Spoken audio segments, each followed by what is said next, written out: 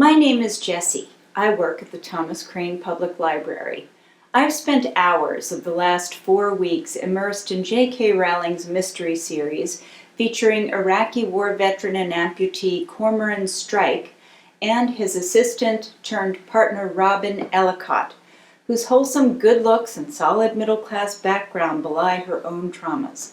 Set in London, the first Cormoran Strike installment, titled Cuckoo's Calling, introduces us to Strike, illegitimate son of a legendary rock star and his groupie girlfriend, the family, friends, and lovers who surround Strike and Robin, and a satisfying mystery involving the death of a famous and troubled young model.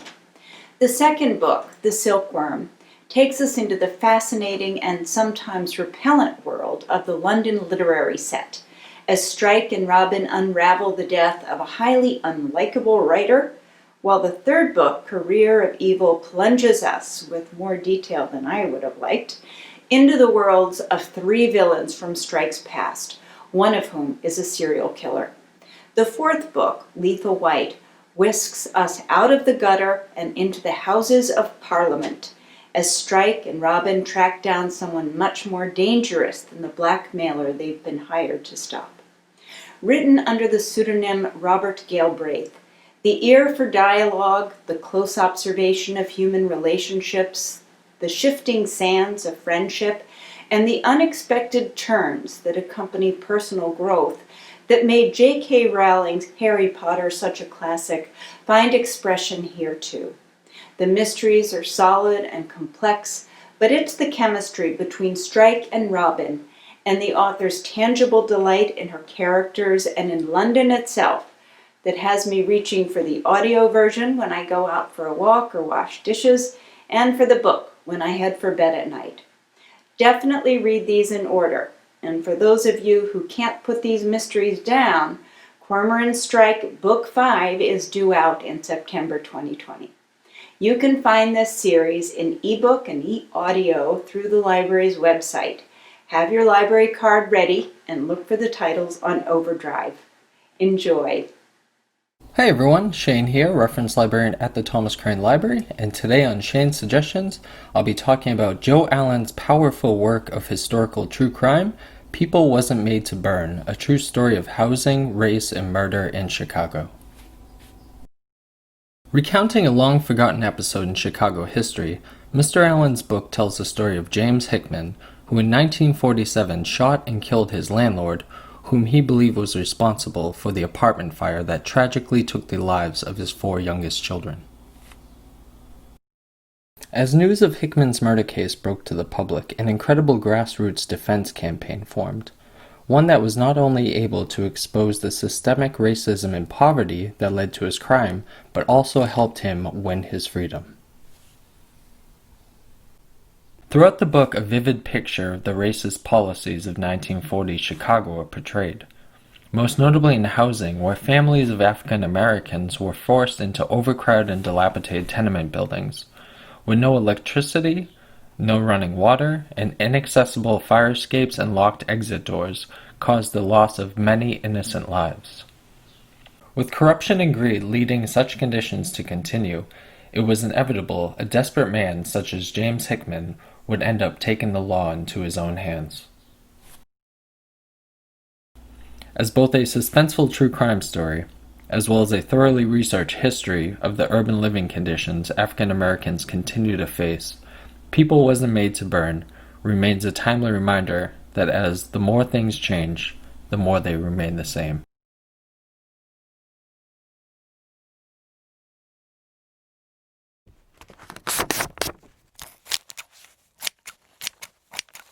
Welcome! My name is Amanda, and I'm one of the children's librarians from the Thomas Crane Public Library in Quincy, Massachusetts. This video is part of our DIY Children's Program resources. For more program resources, as well as ebooks, streaming movies, TV, music, and much more, please visit thomascranelibrary.org.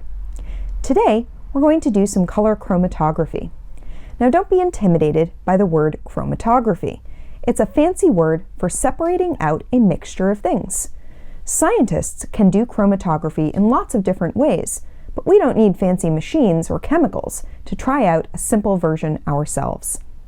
What can we separate? Marker ink. All we need for this activity is coffee filters.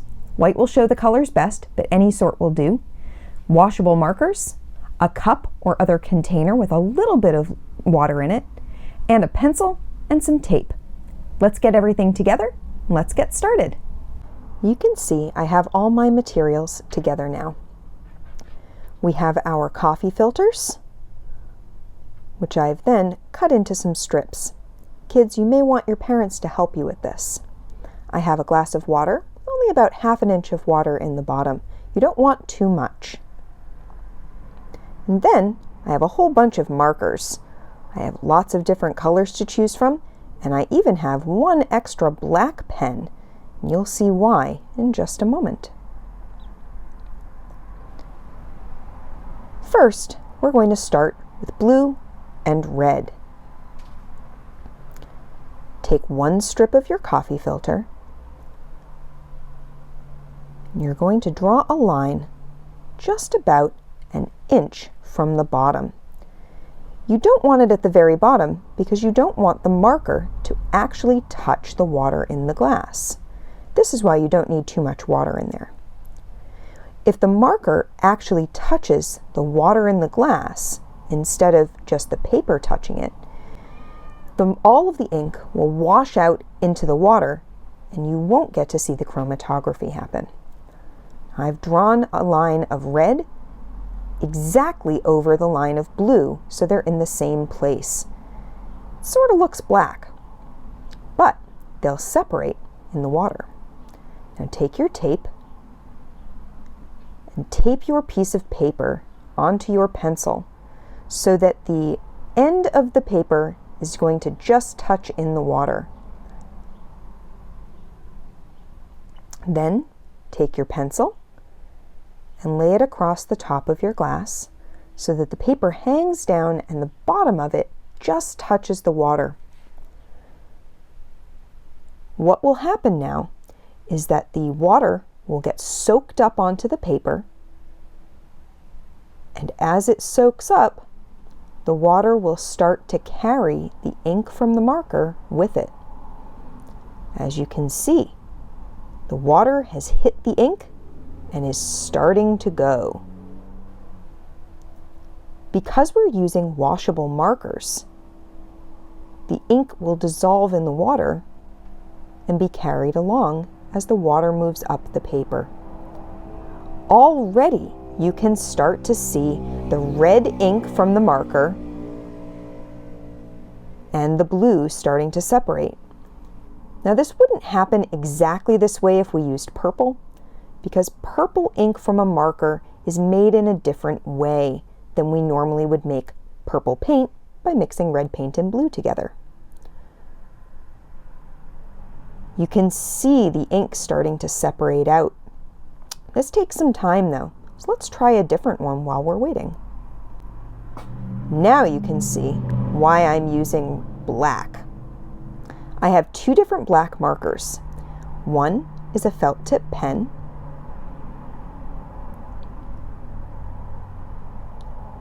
and one is a black magic marker. Both of these are water soluble, which means water will wash them away. But they're made by two different companies using two very different types of ink.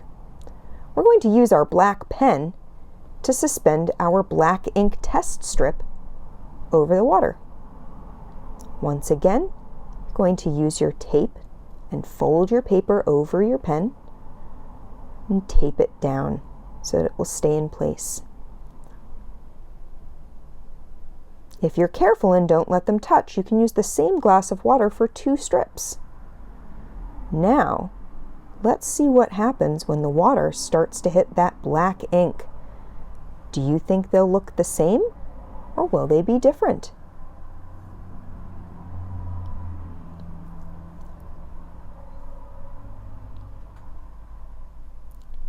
Look at the water starting to hit that ink. They definitely look different now, but how different will they be in the end? The magic marker seems to be much darker, And look, it even has a little bit of color in it, whereas the pen just still looks gray. Now again, this is going to take a little bit of time, so we'll let these sit and come back to them in just a moment.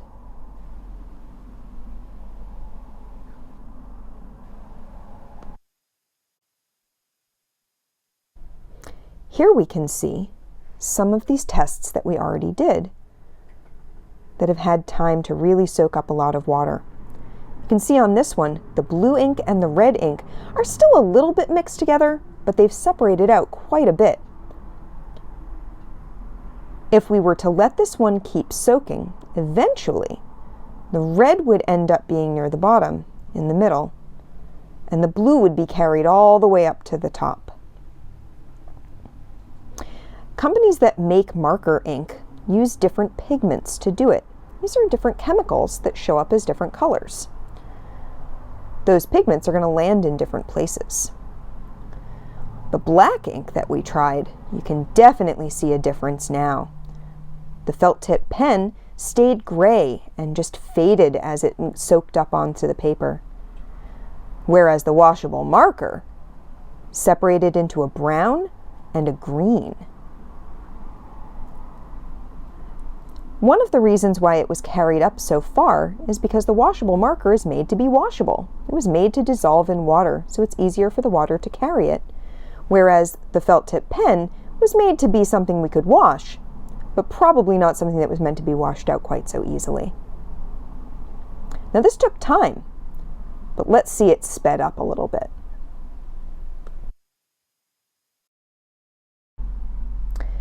Try testing different inks you may have in your house. Different markers and different brands will behave very differently when you test them this way. See what you can do, and then use them as bookmarks when you let them dry. Thanks for watching, and we'll see you next time.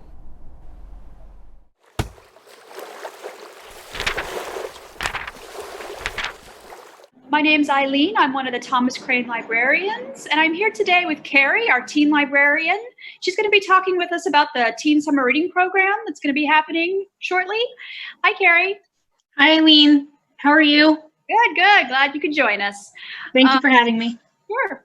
So why don't you tell us a little bit about how Teen Summer Reading is going to work this year with all the things that are happening in the world? Yes, so our Teen Summer Reading Program, like in years past, is what we call a reading incentive-based program.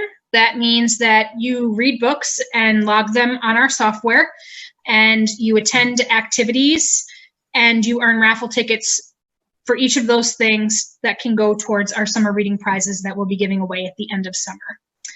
And so there's two ways that you can earn raffle tickets. The first way is by reading and completing squares on our bingo card. We've traditionally had a 16 square bingo card in the past that we've asked you to read books and review. This year we've expanded it to 25 and done away with the reviews. So all we're going to do is ask that when you log your book, you give us one thing in the activity track that you liked or did not like about the book, and that's all you have to do to earn a raffle ticket. And the bingo squares can be anything from read a book with a male main character, to a fantasy book, to a book recommended to you by a librarian. So you have a lot of flexibility in the books that you can choose. You just have to find a way to justify it being in that square, and you're good to go. And the second way that you can earn raffle tickets, we are going to be doing some online programs this summer. With everything going on, we won't be able to do in-person programs, but we will be doing a number of programs online. We'll be having some digital escape rooms. We are going to be doing some Kahoot challenges and trivia nights as well. In addition to that, we're going to have some activities for you to kind of complete and do on your own, at home or outside in your neighborhood. So those are the two basic ways that you can earn tickets for this summer reading. Okay. So have you decided on some dates yet, or is it still in planning? Yep, so we're going to be kicking off on July 1st. That's when you can officially begin to start logging your books. And then the program will wrap up on August 28th, and that's when we will be doing the drawings, the digital drawings for the raffle tickets. for the summer reading prizes this summer. And registration will begin about the middle of June. So you'll have a couple weeks ahead of time from when you register to when the program actually starts. And so we're using Beanstack again this year, so some people might be familiar with that and the digital tickets that you guys are going to be doing. Yes, so we've used Beanstack for the last few years for our summer reading program. So if you have an account from years past, it'll work again this year. And last year was the first year that we were able to do digital raffle tickets. In years past, we've always had physical ones. But this year, with everything going on, we're going to really take advantage of those digital tickets. And the way it works is that whenever you create or check off that you've done something on the activity track, you will earn raffle ticket for that. So you'll be assigned a raffle ticket, and then you will be able to take that raffle ticket in your account and enter it into the raffle baskets that we're going to be giving away at the end of the summer. And so just a clarification about how you're using the bingo cards. You can't really use one book for 2 squares. Is that right? That is correct. So, for example, if I recommend to you a fantasy book, you can't use that same book for both the recommended by a librarian and the fantasy square. You have to use 2 separate books. Okay, good to know. So, and where can they find out where your online programs are going to be? So they can find them on our website. They can also find them on our teen Instagram page. The handle for that is teens@TCPL. That has all of the most up-to-date information on our programs. It has all of the links to the online events the day of the event as well. But that link will also be in our calendar of events that you can find on our webpage. Well, good. So sounds like you might have a recommendation or 2 for us. Can you get us started on that? Sure. So the first book that I'm going to recommend today is a great middle grade book. It is a story called Tristan Strong Punches a Hole in the Sky, and it is written by Kwame Mbaya. He is writing and publishing under the Rick Riordan Disney Presents imprint. So if you're familiar with Rick Riordan and you have read any of his Percy Jackson books or his Magnus Chase books, what you'll notice is that these books are adventure quest books. They're all very similar. Tristan kind of falls right into that same sort of genre. The book is about a young boy named Tristan Strong who loses his best friend, Eddie, in a bus accident, and he has to be shipped off to his family, his grandparents' farm down in Alabama. And he's not handling it very well. And it's late at night, and these mythical creatures kind of break into his room and steal Eddie's journal. And he goes off on a chase. They get into a fight, and in the midst of this fight, he manages to punch a hole into the sky, and it releases all of these sort of mythical creatures. What I really liked about this book is that we are, at this point pretty familiar with Greek mythology and Roman mythology and even some Egyptian mythology. Kwame Mbaya is from West Africa, and so all of the mythology in Tristan Strong is actually West African mythology. So we're being exposed to this whole new universe of characters and gods. It's fast-paced. It's an adventure story. There's quests, friendships, some humor in there. It's a great read, and it's the first in a series. So if you like it, there is much more after this that's coming. So, well, that sounds really exciting, and I'd like to read that myself, actually. So I have one as well. It is a fantasy book, probably much like your pick, and it's called Strange the Dreamer by Laini Taylor. It is a book that's a little bit like for more mature readers, but it's probably one of the best fantasy books I've ever read, and I've read a lot of fantasy books. It's about an orphan and a librarian named Laszlo Strange, and he has a lot of dreams about this mythical city named Weep, and a lot of people don't believe that it exists. He believes that it's out there somewhere, so he decides to leave his comfortable little job in the library to go and find Weep and the gods who supposedly have lived there. So it's It's very exciting. There's a little romance. There's a great villain who's like a child. I don't want to spoil too much, but it is very fascinating. And one thing I really like about it is that Lainey's writing style, it goes so quickly. There's no lag or anything. I inhaled this book, which is kind of a bigger book, so don't be afraid of that. But I inhaled this book within a few days. There's a huge cliffhanger at the end that you're not going to believe. But it's full of adventure, a great magic world, and definitely check it out. It's part of a duology. She wrote Muse of Nightmares that came out last year, and they're both on Libby, ebook and audiobook. So definitely check both of them out. You can just go right into Muse of Nightmares, which also really wraps it up really well. Definitely highly recommended. And you have another one, Carrie, for us? Yeah, I have a one more. I'm actually currently listening to the new Suzanne Collins book, The Ballad of Songbirds and Snakes. So if you were a fan of the Hunger Games, if you really love the world that she built there, this is President Snow's origin story. So this is the story that really delves into how Cornelius Snow became who he was in the Hunger Games. He is from the Capitol, and he is going to be a mentor towards one of the tributes in that year's Hunger Games. This brings us right back into that world that we love. We get to see a whole new cast of tributes. He is going to be mentoring someone from District 12. So you do get a nice, strong female lead that we saw with Katniss Everdeen. And we get to see some characters from the series that we had seen in previous books. We do get to see Tigress and her connection with Cornelius. I'm not going to tell you too much about the story, but it is available to listen right now on Hoopla, and it is available as an ebook in Overdrive. I do know there are holds on it, so if you want to get your hot little hands on it now, I would recommend taking it for a listen on Hoopla. Well, yeah, that's definitely one that's going to be very popular in the coming weeks, I'm sure. Yes. So thank you, Carrie, for joining us. There's a number of ways that you guys can reach us, ask questions, get recommendations.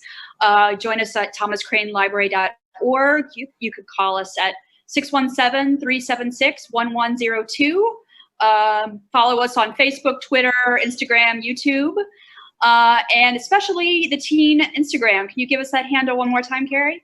Yeah, sure. It is teens at TCPL. Okay, so that's where you're going to find the most stuff that you can. Yes. While and thank you, Carrie. Thank you very much. Thank you for having me. Thank you.